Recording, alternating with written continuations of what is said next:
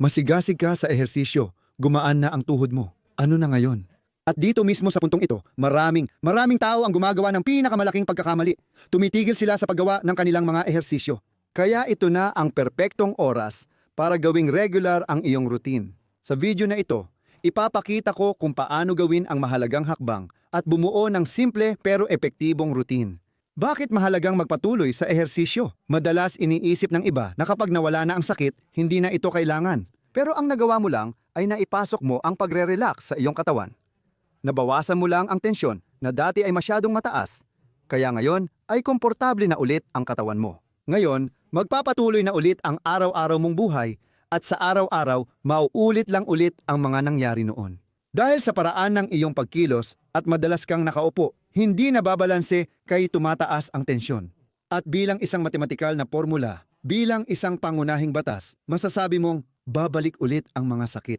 Ipapakita ko ngayon ang routine mula sa dalawang pinakamahalagang ehersisyo laban sa pananakit ng tuhod gamit ang ating kagamitan o iba pang bagay. Una kong gagamitin ang tagapagligtas ng tuhod. Pwede ring gumamit ng 2 o 3 libro. Ang mahalaga lang dito, hihiga ka ng nakadapa at kailangang mas mataas ang tuhod mo. Dahil dito, nauunat ang balakang at mas epektibo ang ehersisyo. At pagkatapos, kunin mo ang strap o kung wala ka nun, pwede ring sinturon o tuwalya. Ibalot mo ito sa paa mo. Kasi kailangan mong siguraduhin na habang nakataas ang tuhod mo, dapat talagang itulak mo pababa ang singit mo para talagang sumayad sa sahig. Kasi kapag bumaluktot ka o medyo binawasan mo ang pag-unat, mas mababa ang bisa nito. At pagkatapos hawakan mo ng isang kamay dito sa baba, sa hinlalaki. Hindi sa hinlalaki! Tama! Sige, sandali. Heto ang panimulang posisyon. Ngayon, pakiusap. Mag-focus ka dito. Ibaba ang singit, mas mahigpit ang hatak, Ramdam mo? At pagkatapos, dahan-dahan mong hilahin ang paa papunta sa puwitan. Siguraduhin laging nakababa ang singit.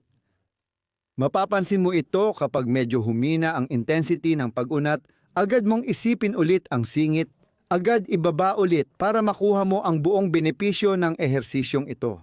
Isa ito sa pinaka-epektibong ehersisyo, hindi lang laban sa pananakit ng tuhod, kundi pati na rin sa balakang at ibabang bahagi ng likod.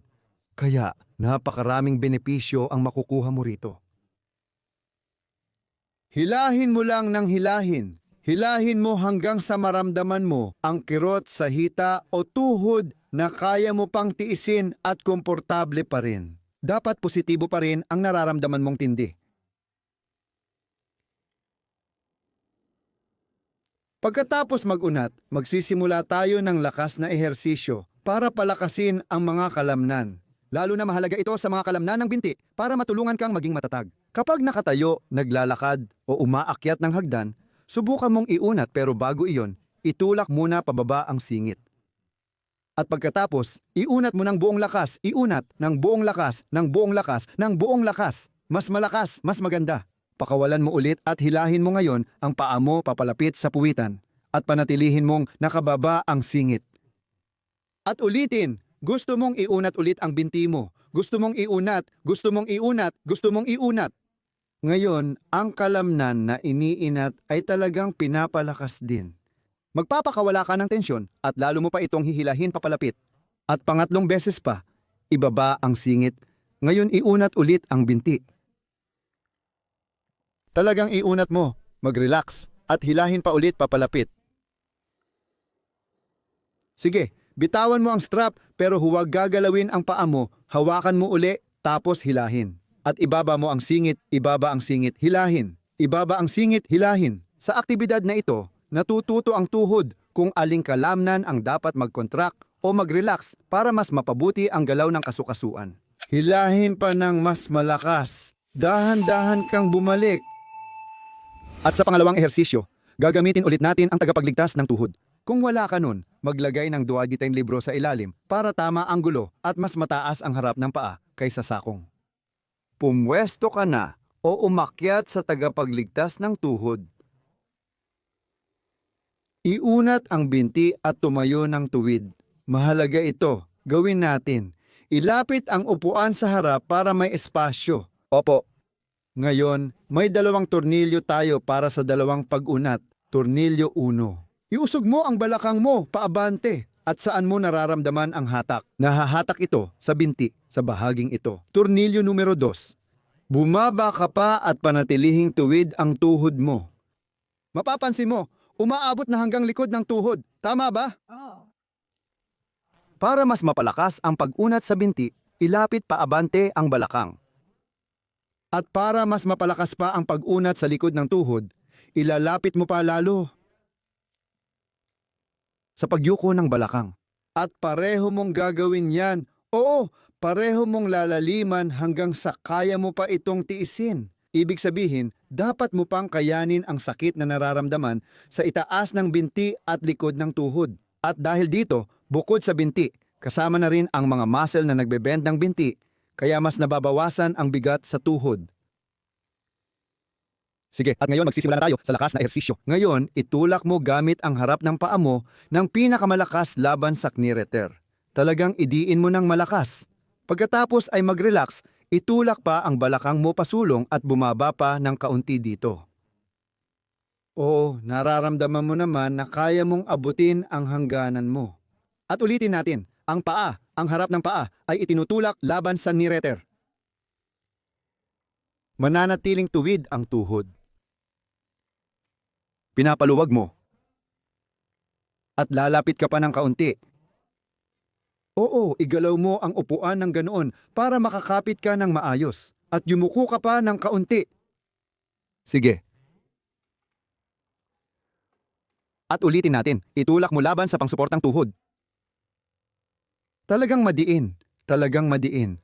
Tapos pakawalan mo at mag-inat ka pa ulit. Huling beses na.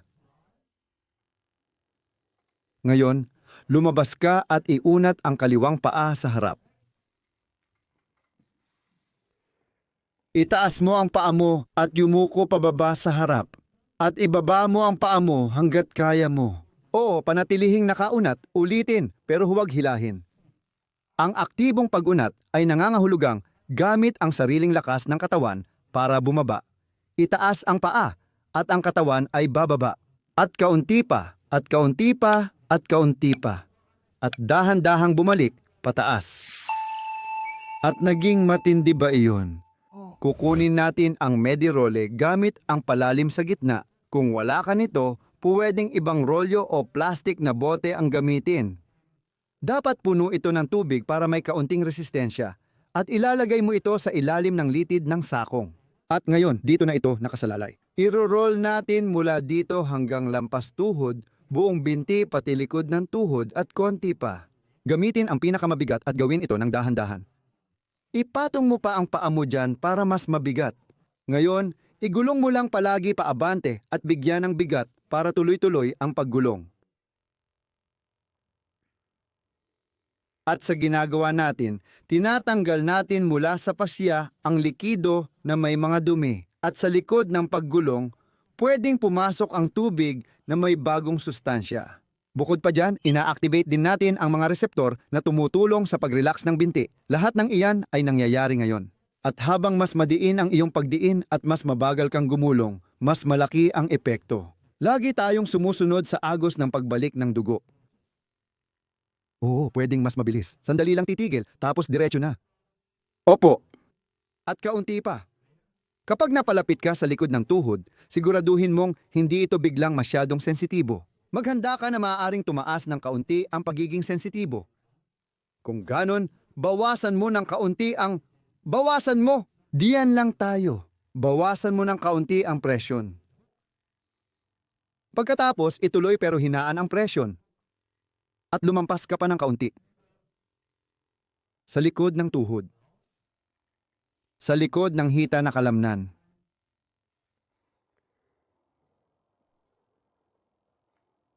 At pagkatapos, huminto ka, bumaba ka, at bumalik ka ulit doon sa itaas ng banig na nakadapa. Ibig sabihin, baliktad naman. Ngayon, ang kaliwang bahagi naman, pakiakyat po dito. Sige. At ngayon, ilalagay ulit natin ang rolyo. At ang tuhod sa magaspang na bahagi ng shin bone. At ngayon, igulong mo lang pababa ng pababa ang sarili mo. Opo. Kung nakadikit ka man gamit ang balakang o kaya mo itong itaas, nakadepende yan ng kaunti sa lakas mo. Subukan mong gawin ito sa paraang komportable ka na mailalagay mo ang pinakamaraming puwersa sa malaking kalamnan ng hita mo. At pagkatapos, igulong mo lang ng igulong. Hanggang makarating ka sa singit at igulong mo ulit ng dahan-dahan para masiguradong mapipiga mo ang likido sa mga sobrang siksik na pagitan.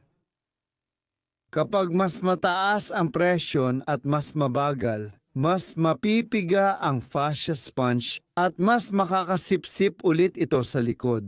At pagkatapos, igulong hanggang singit.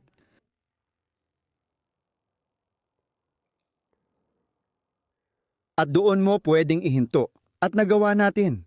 Isa iyon sa mga napaka-epektibong routine na ginawa natin. Dapat muna itong gawing regular. Ngayon, tingnan natin kung gaano kakalalim makaupo sa takong. Bumalik ka hanggat kaya mo, pakinggan mo ang iyong katawan. At kung kaya mo nang umupo, umupo ka na. At kapag nakaupo ka na, subukan mong tingnan kung kaya mo pang umabot ng kaunti pa pabalik. Pagkatapos mong umupo, baka kaya mo ring humiga ng buo.